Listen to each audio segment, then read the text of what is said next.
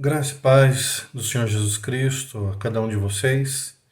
Hoje, domingo pela manhã, dia 29 de novembro de 2020, gostaria de compartilhar com vocês um trecho das Sagradas Escrituras que se encontra em Provérbios.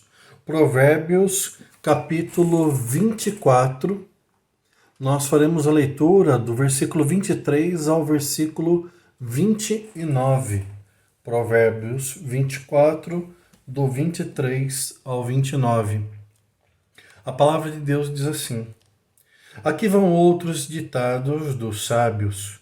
Agir com parcialidade nos julgamentos não é nada bom. Quem disser ao ímpio, você é justo, será amaldiçoado pelos povos e sofrerá a indignação das nações. Mas os que condenam o culpado terão vida agradável, receberão grandes bênçãos. A resposta sincera é como beijo nos lábios. Termine primeiro o seu trabalho a céu aberto, deixe pronta a sua lavoura, depois constitua a família. Não testemunhe sem motivo contra o seu próximo, nem use os seus lábios para enganá-lo. Não diga, farei com ele o que fez comigo, e ele pagará pelo que fez. Vamos orar. Senhor, nós te agradecemos por mais esse dia de vida, reconhecendo que foi o Senhor que nos deu. Pedimos, sim, no nome santo de Jesus Cristo, pois em nosso próprio nome nada poderemos fazer, mas pelo nome do teu Filho amado, ó Pai, nós clamamos e pedimos as tuas bênçãos.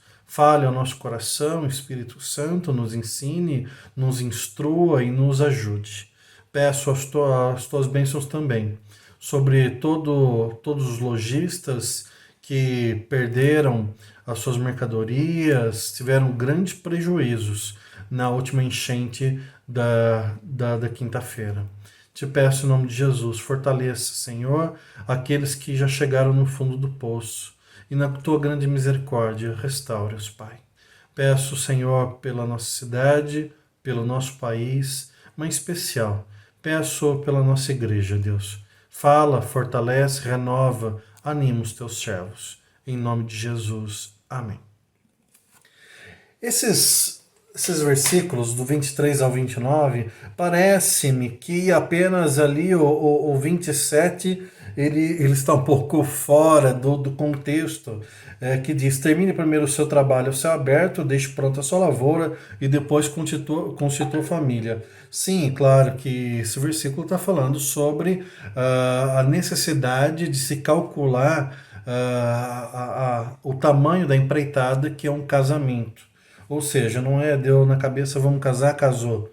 Existem muitas dificuldades que seriam muito mais fáceis de serem vencidas com planejamento. Mas o que eu quero destacar aqui não é esse versículo, pelo contrário, são todos os outros versículos que vão falar sobre justiça. Justiça. E talvez alguns de vocês imaginem, tenham a capacidade de imaginar você ou uma pessoa que você ama cumprindo uma pena de prisão por crime hediondo, não sendo o responsável pelo cometimento desse crime. Imagina você. Imagine-se ou imagine essa pessoa que você ama sofrendo com a dor emocional, com a dor física que pode acontecer ali, né, no aprisionamento, a humilhação, a tristeza da família, a exclusão da sociedade. Imagine-se sendo chamado, ou aquele que você ama, sendo chamado de monstro, de terrível, e sofrendo todo tipo de dor. Isso é possível. Não apenas mas várias vezes, principalmente no nosso país, cujo sistema judiciário, se não é falho, é praticado, conduzido muitas vezes por pessoas não tão habilidosas. Queria compartilhar com vocês dois casos reais, mas que me chamaram muita atenção. 2014 tem uma matéria, e eu vou pedir a licença para vocês de ler essa matéria. Tá lá, eu peguei no site da Veja, a autora Juliana Carpanês. Conta de uma história muito trágica. E aqui, né, no site aqui da UOL tá assim. Naquele sábado, dia 3 de maio de 2014, nenhum dos 5 homens, depois acusados de homicídio, saiu de casa para matar. Moradores de Morrinhos, em Guarujá, eles estavam dentro desse bairro de periferia quando se depararam com uma confusão e se juntaram a dezenas de pessoas que gritavam por justiça. A multidão revoltada acompanhava Fabiane Maria de Jesus, de 33 anos, arrastada e agredida numa via crucis que durou cerca de 2 horas.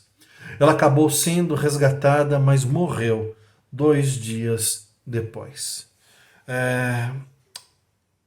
Esse caso foi bem emblemático, principalmente pois foi no começo que nós ouvíamos a palavra fake news, né, a expressão fake news. É a história de uma moça aparentemente cristã, pois ela saiu de manhã para buscar a Bíblia que havia esquecido e, coincidentemente, naquele dia, ela passou no cabeleireiro e ali cortou o cabelo curtinho, ela tinha cabelos longos, e pintou o cabelo. E, para sua infelicidade, naquele dia estava circulando um boato naquela região bem pobre, paupérrima, na verdade, de uma suposta sequestradora de crianças, que na verdade não era só uma sequestradora de crianças, mas era uma bruxa que roubava as crianças de suas famílias para fazerem coisas indizíveis. E o retrato falado na boca do povo batia exatamente com descrições que essa moça possuía. Jovem, 33 anos ainda, e segundo o relato, a bruxa tinha cabelos curtos, amarelos e mais ou menos com aquelas características. O fato é que obviamente não passava de boato que fora inventado, na verdade, em outro estado, no Rio de Janeiro, e pela internet chegou até aquela comunidade, aliás através de da internet por uma web rádio, alguma coisa nesse sentido. Quando a mulher voltou do cabeleireiro e foi buscar a Bíblia, ela passou um sacolão e comprou uma penca de bananas. E chegando ali na comunidade, ela viu uma criança e a criança estava olhando para a sacola de frutas que ela carregava, e então ela parou e tirou uma banana e entregou para a criança. Nisso, uma pessoa não identificada olhou aquela situação e já entendeu claramente, na sua percepção, que aquela era a bruxa que estava seduzindo a criança, dando para ela a fruta para então roubar e fazer lá os rituais macabros que a pessoa imaginava que seria possível.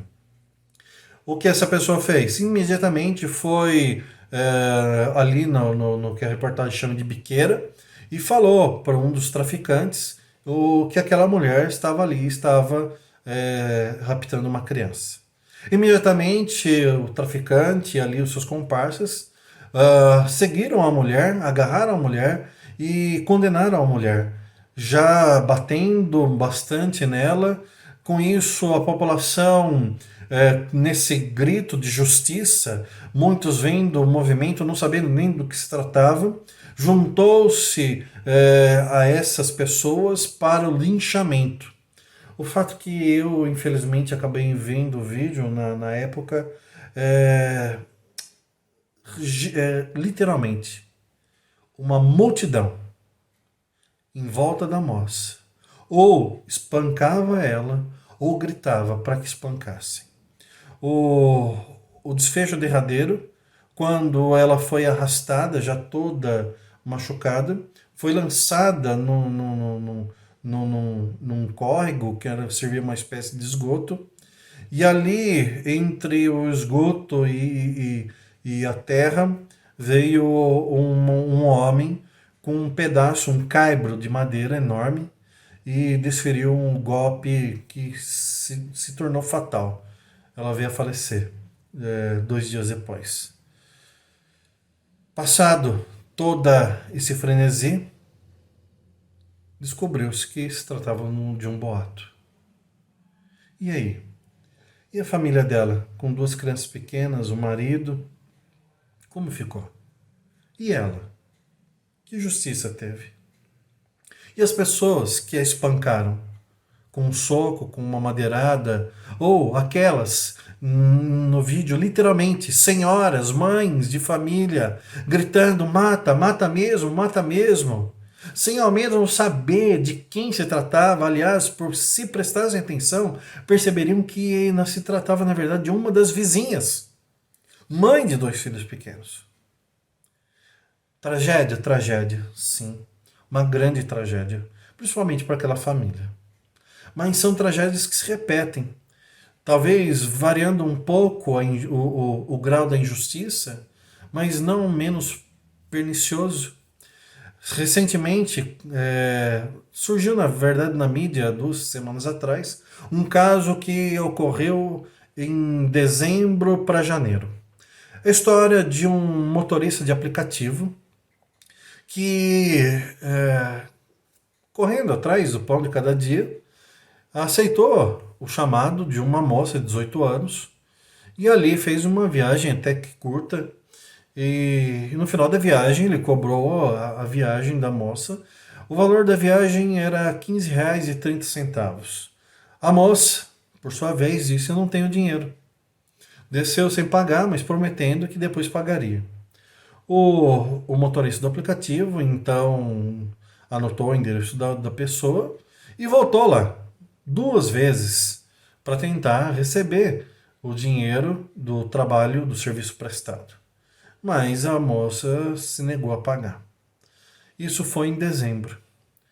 Em janeiro, essa moça, 18 anos, ela foi na delegacia da mulher e prestou uma queixa de abuso, dizendo que o motorista do aplicativo havia estuprado ela em determinado lugar depois que ela pegara o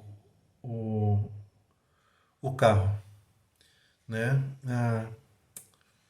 Resultado: o delegado de polícia emitiu um mandado de prisão para aquele homem. Ele, quando soube, fugiu. E aí começou a saga da família, a esposa, os pais, em tentar provar a inocência daquele rapaz. O fato é que a esposa, confiando muito no marido, ela fez o papel de investigação policial e ela buscou informações através do GPS do celular do marido e fez uma comparação com o horário descrito no testemunho prestado pela suposta vítima. Constatou-se que naquele momento, naquela manhã, o marido dela ainda não tinha saído para trabalhar. Ele estava em casa tomando café, na verdade, junto com ela, com a família.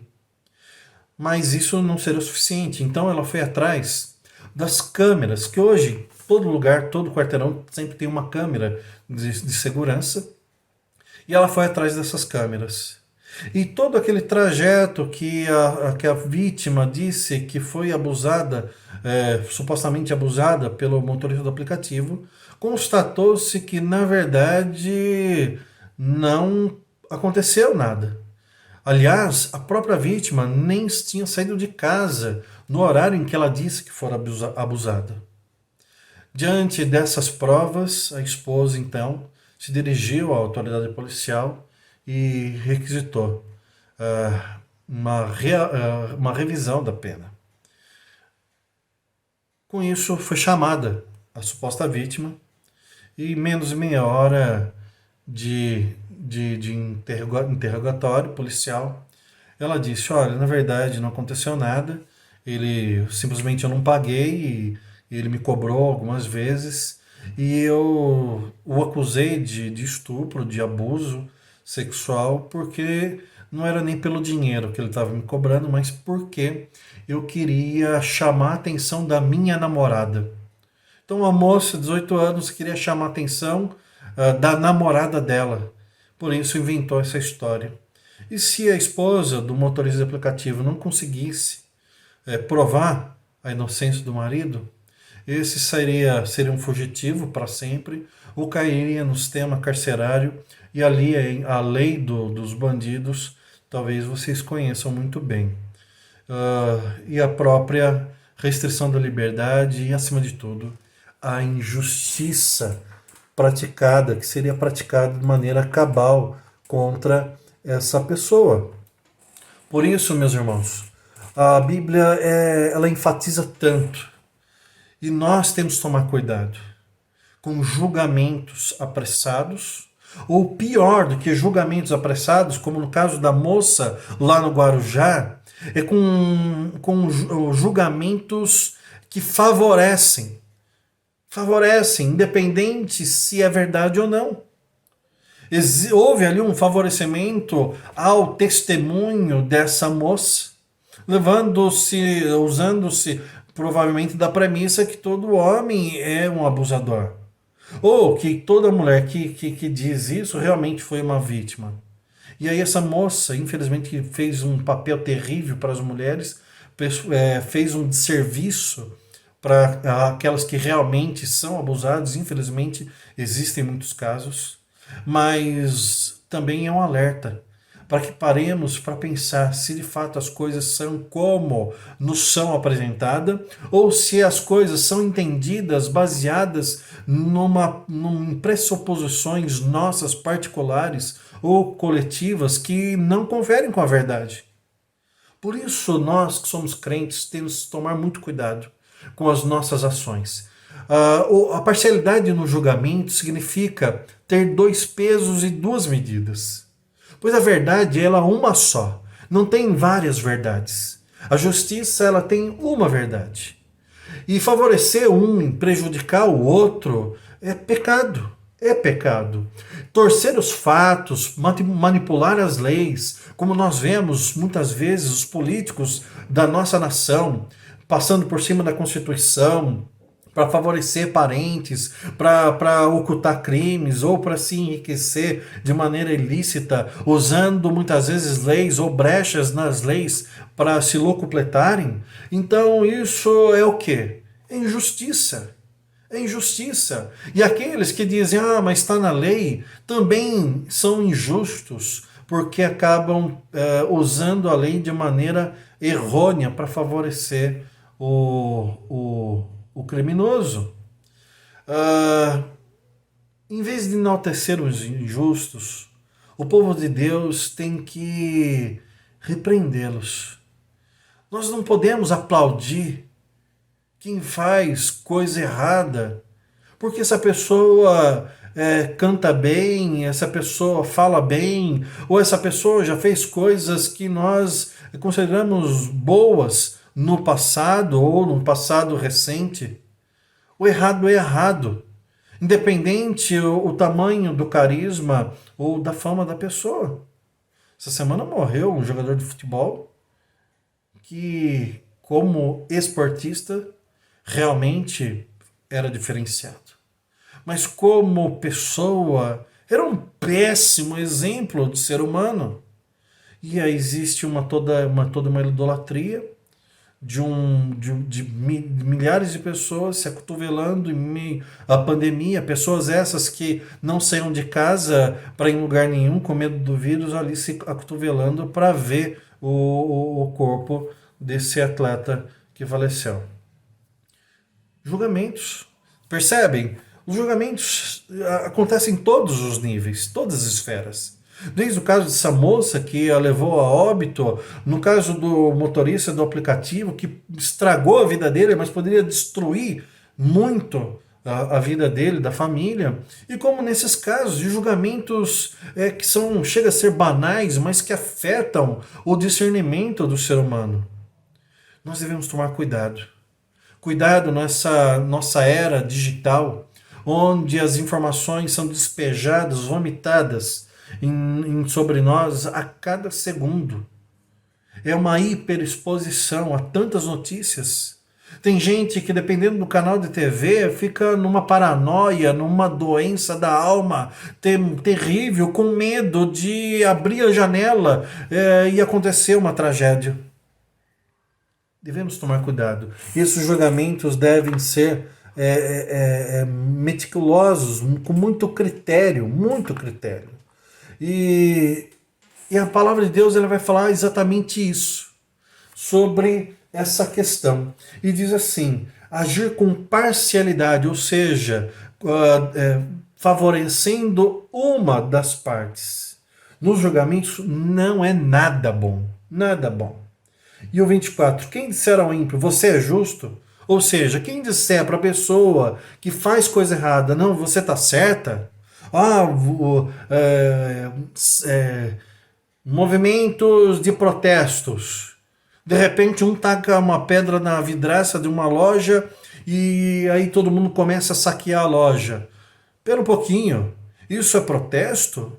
Isso é justo? Ou isso é roubo?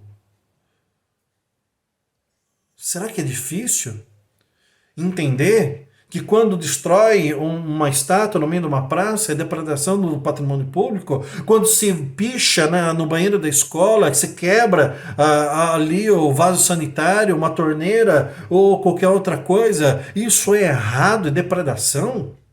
Seja público ou privado? É crime e é pecado? Como chamar essas pessoas de rebeldes, de revolucionários, reacionários, sei lá qual é a marca que se quer pôr sobre essas pessoas? Não tem como. Não tem como.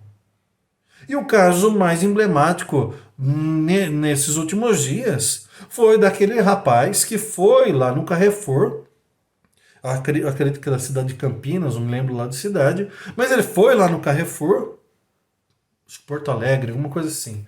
Foi lá, ele foi para discutir com uma ex-mulher, discutiu lá com uma pessoa, com uma funcionária do Carrefour. Essa pessoa chamou o segurança o acompanhou para fora e ele saindo para fora simplesmente deu um soco na cara do segurança. Resultado, 2 seguranças o espancaram e esse espancamento o levou à morte. Crime, homicídio, claro que sim, Mas para utilizar a tragédia da família que perdeu aquele ente, se era querido ou não nos cabe, mas a mídia ela simplesmente começou a estampar nos jornais, nos noticiários, seguranças matam homem negro morto no Carrefour, enfim, o enfatizaram a questão da cor da pele daquele homem e dizendo que ele morreu por causa da cor da pele dele. E tudo bem, existe uma ideologia, já sabemos disso, e não vou entrar no mérito da questão. Mas descobriu-se depois que ele tinha uma ficha criminal gigantesca, e ele, na verdade, tinha uma restrição que o proibia de se aproximar da ex-mulher, que é o que ele estava fazendo naquele dia, quebrando essa restrição, e muitas boletins de ocorrência registrados dizendo porte de arma ilegal, mas acima de tudo, violência contra mulheres. Era uma pessoa realmente com uma ficha criminal extensa. Então, porque ele tinha essa ficha criminal, merecia ter morrido? Não! Lógico que não. Foi uma vítima da ação de pessoas despreparadas ou, no mínimo, de uma fatalidade através da ação daquelas pessoas que não souberam conduzir aquela situação. Mas o que eu quero chamar a atenção é que depois que descobriu-se que era uma pessoa violenta, perigosa mesmo, e o discurso do racismo estava difícil de ser aplicado, e aquele ícone de uma espécie de Floyd, aquele homem americano, né, que gerou comoção nos Estados Unidos, tentaram aplicar nesse rapaz, não estava colando. A matéria diz o seguinte: a vítima era um homem negro, marido errático, enfim. Para justificar as inúmeras agressões às mulheres que continha a ficha criminal dele, os jornais começaram a dizer o seguinte: marido errático. Espera um pouquinho. O que é um marido errático? Será que isso não é distorcer a justiça? E chamar de justo o que não é justo? Trazer um verniz, tentar aplicar um verniz, uma capa de uma áurea de santidade ou de qualidade naquilo que é impossível de fazê-lo? Será então que todos os delinquentes que assaltam nos faróis, roubam motos e invadem casas são o quê? São pessoas erráticas? Pessoas erráticas, elas estão sujeitas à aplicação de leis? Que termo é esse? O que significa isso? E você? Você também, quando olha para si e faz uma reflexão na sua vida, no reino de Deus, na sua caminhada cristã, você tem essa tendência de olhar para si com olhos parciais e dizer: não, eu sou uma pessoa, eu sou um crente errático? Existe essa possibilidade de um cristão errático? Toda vez que nós olhamos para cristãos que confessam o nome de Jesus Cristo, mas têm uma vida de impiedade e consideram a si mesmos não pecadores, cometendo crimes contra a glória de Deus, mas pessoas que sabe como é, né? São pessoas erráticas. Será que isso é justiça? Será que quando pensamos assim, não somos também coniventes e nos juntamos àquela turma de pessoas que pediu o linchamento daquela moça?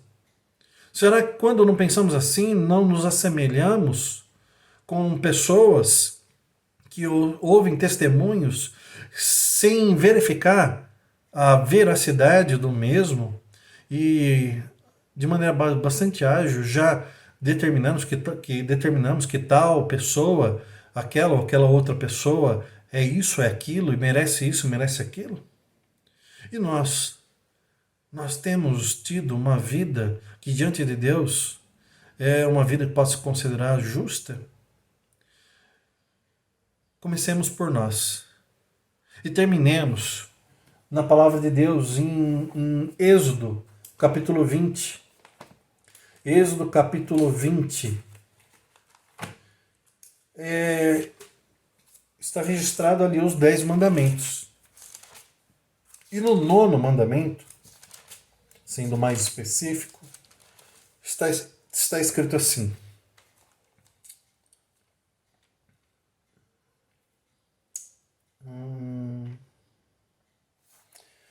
versículo 16 do capítulo 20. Não darás falso testemunho contra o teu próximo.